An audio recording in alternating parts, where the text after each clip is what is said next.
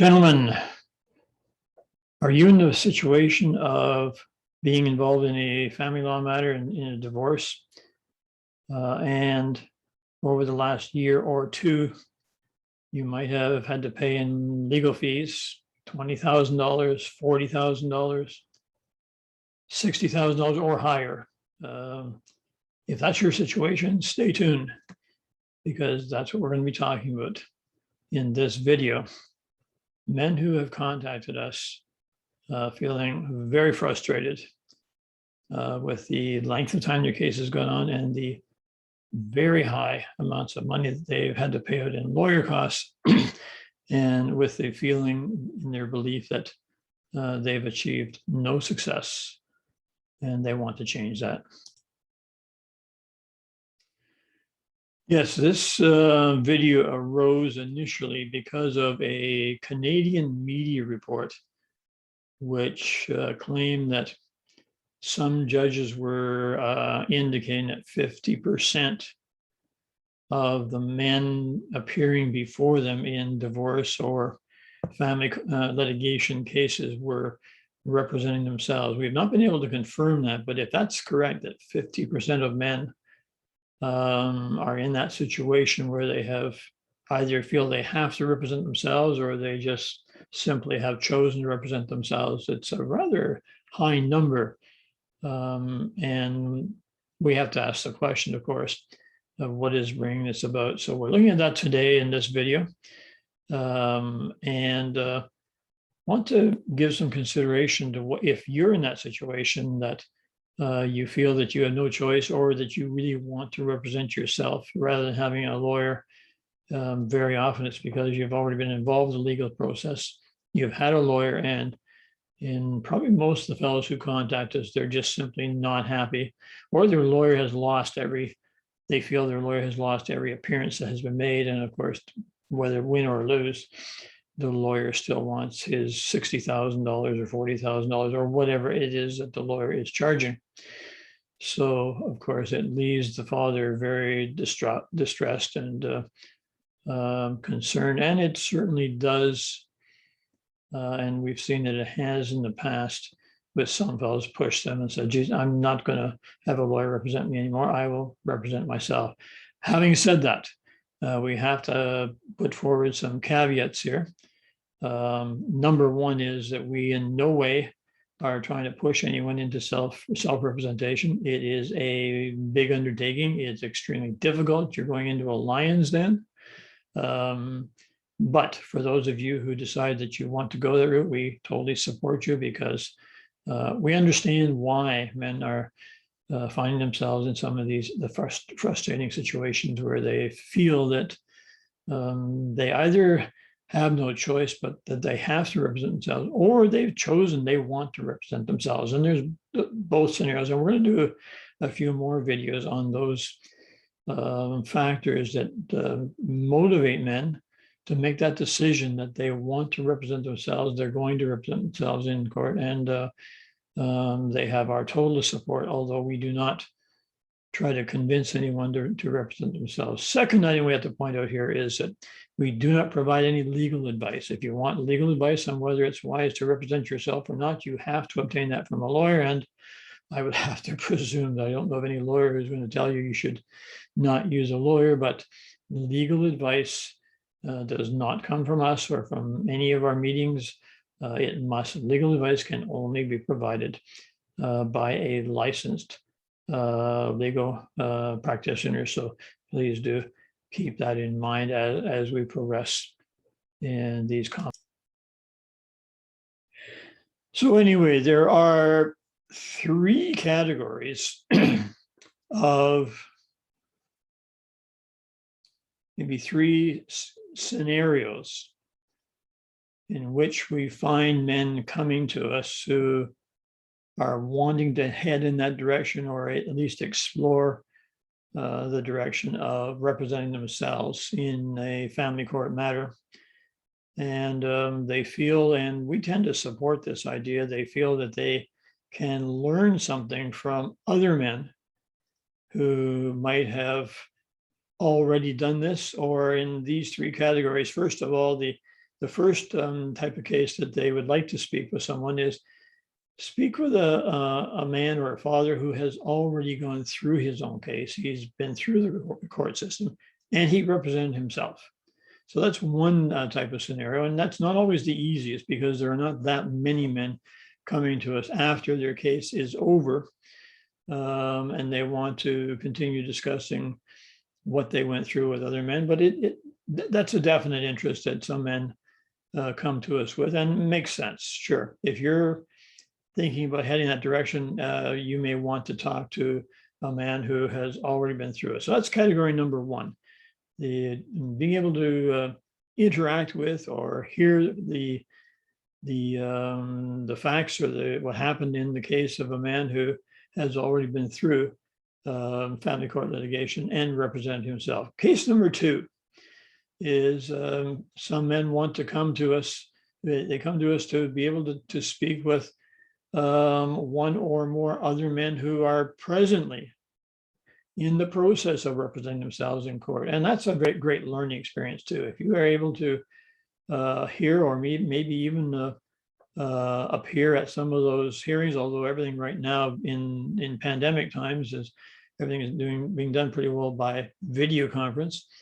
But that's something else, but just being able to speak with another man or two who is presently in the situation where they're representing themselves, they're in their court case, they're trying to fight for their kids or custody of their kids or access to their children, or they're paying too much in alimony or child support payments, and you want to possibly represent yourself, but talk to somebody else who's presently doing it.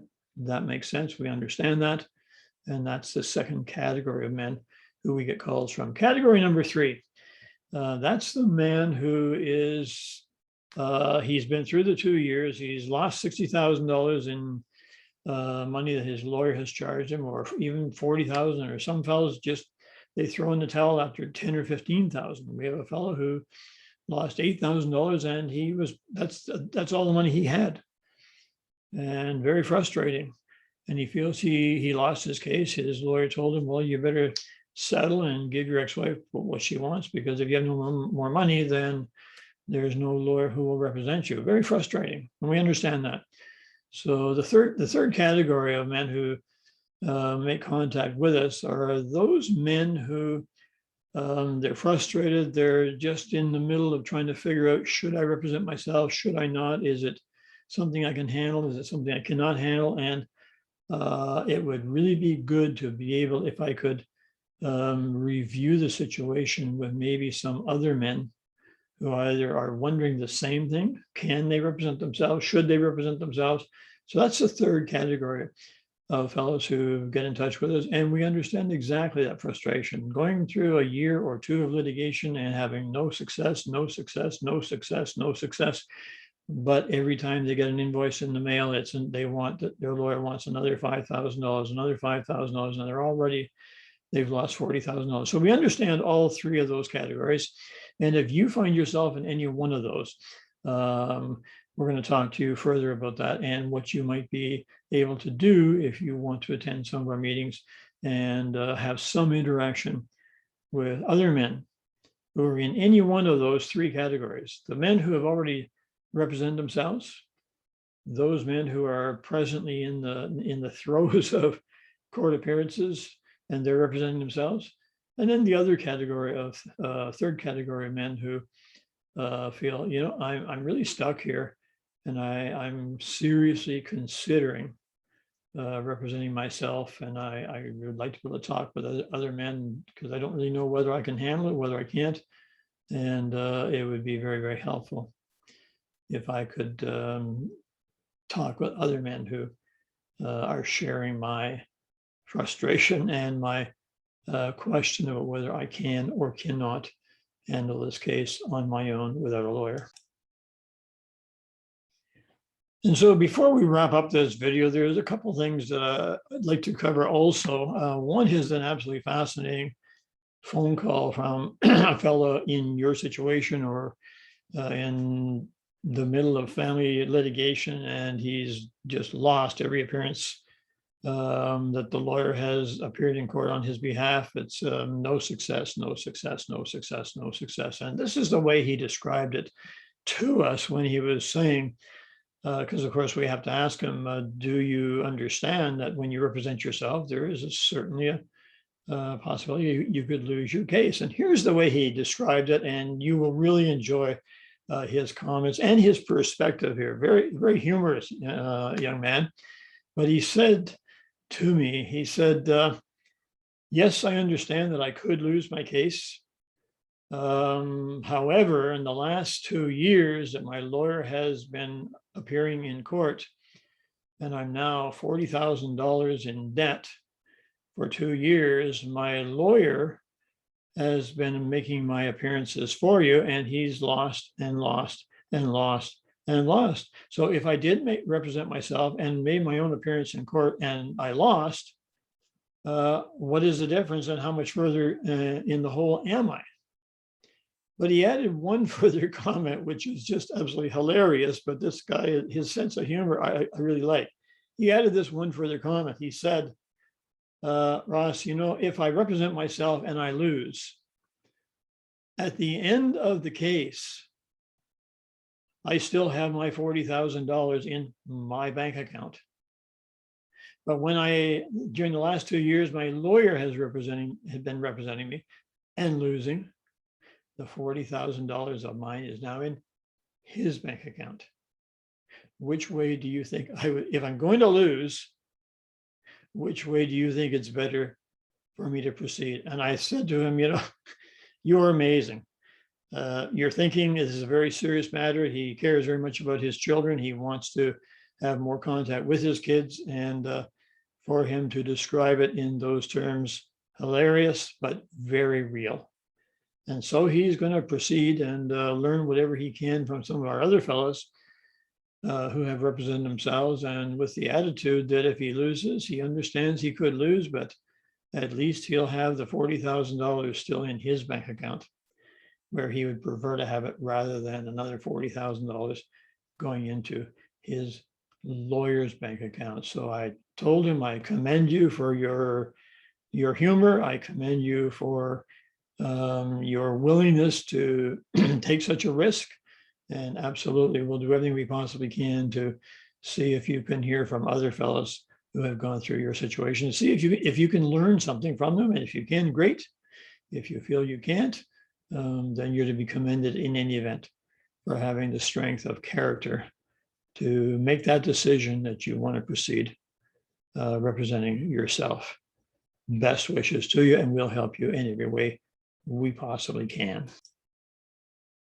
And here's the last thing that we want to point out to you before we leave you. The next couple of videos that you'll find on our channel, KidsNeedTheirDads.com channel, we want to cover a couple of topics that you'll find very important, and therefore we would encourage you at the bottom of the screen, if you haven't already, click the subscribe button. Otherwise, you will not know when our next 2 videos come out. But the next video we'd like to look at, whether we can or not sure, but this is where we're hoping to head, is we'd like to outline some of the concerns and some of the distress that men have been bringing to us as to what has sort of triggered them to make that decision that they want to represent themselves. And they're very legitimate concerns that fathers have, and therefore why they've made the decision to represent themselves. First of all, we get this complaint a great deal that I cannot get my lawyer to return my phone calls. I'm paying him the $10,000, $20,000, $30,000, whatever it is that he's taken from me so far, and he never answers my phone call. So we understand that frustration. And so we want just like to run through some of the factors that men are bringing to us as to why they are so distressed and frustrated, in addition to the $60,000 that they can't afford, and that they're already in debt and they just don't have any more money. They can't borrow any more money, and they don't want to. Some men have the money and they just have said, I've lost $60,000, I've got nothing for it, and I'm not spending one more red penny giving to my lawyer. So we understand that also, that kind of frustration. But men who are paying these kinds of fees, and every time they leave their lawyer a message, they want to talk to him, or an email, no reply, no reply, no reply. So we understand that frustration. Second thing that we hear very, very frequently from men who contact us, and they're giving very serious consideration and thought, and they're almost pretty well decided that they want to represent themselves. They put it this way, that every time they make an appearance in court, they prepare with their lawyer 3, 4, 5 days in advance, outline to the lawyer the things that they find are important in their case and that they want presented at their case. And when the appearance date comes and they attend court with their lawyer, they feel that their lawyer did not present the facts or the position or the direction that for the last week when they're preparing with their lawyer, that they explained and explained and explained to the lawyer, this is the direction I want you to take. These are the facts I want you to present. And they feel that when it came to the day for the hearing, none of what they asked the lawyer to present was presented. And one of our most recent fellows has explained to me, and I thought it was beautiful, the way he communicated it to me. He said, my last appearance in court, when my lawyer came forward to present my case, I had to sit there with my head in my hands, and I was just shaking my head because everything that she was saying was the opposite of what I had explained in preparation that I wanted presented for my case. And she just went off on her own tangent that this is great legal advice. And I said, that may be great legal advice, but that's not what I directed you and instructed you that I want presented in my case. And what he said was, when I represent myself in court, I get to decide what I'm going to say. I get to decide what is important in my case, and I get to decide how important my children are to me in this custody or in this my access time with my kids. And I want the opportunity to present my facts to the judge. If the judge rules against me, so be it. But at least I get the chance to say my position, because I am the person who's the father, and I want my position put forward in the best interest of my children. I understand that. And I thought this gentleman, he put it to me very, very clearly, and some of you may feel that way. So that's one of the upcoming videos we'd like to put forward, why you fellas feel so frustrated and distressed that you really have either no option or you really want to represent yourself. And we understand that. The next video after that, if we get time to put all these videos together, we'd like to run through possibly just one or two cases in which a father has represented himself and done very well in it. And some men find that very instructive, and they can learn a great deal from another father who took on his own case, presented his own case to the court, and came out very much on top. So if you haven't, again, I'll say, if you haven't clicked the subscribe button down below, do so right now. And otherwise, you will not know when these next videos come out. And if you are considering representing yourself, you're going to find it very helpful. Those two things. What are the factors that men find that drives them to want to represent themselves, handle their own cases? And then secondly, would you like to hear about a couple of other cases in which men chose they made that big decision and it worked out very well for them? And that's not to say that every case does work out well. No, there are plenty of men who choose to represent themselves, and it may be you, and you may lose. But as our other fellow said, who called us a short while ago, he said, if I lose, at least I still have my $40,000. And that is very hilarious. So in any event, those are the remaining things. And just as a last point, if you are frustrated and you feel that you're at that point, in the comments down below this video, we would really like you to add some comments yourself and let us know what the frustration that you're feeling. Are you at that point where you're pretty well decided you want to represent yourself? Let us know about it down in the comments, because to be honest with you, our future videos, we very often and usually put them together based on a lot of what you tell us in the comments down below. So if you're at that point and you would like to get involved and come to some of our meetings and hear from other fellows and be able to interact with other fellows, then let's get started and start working with you and get started working on your case right now.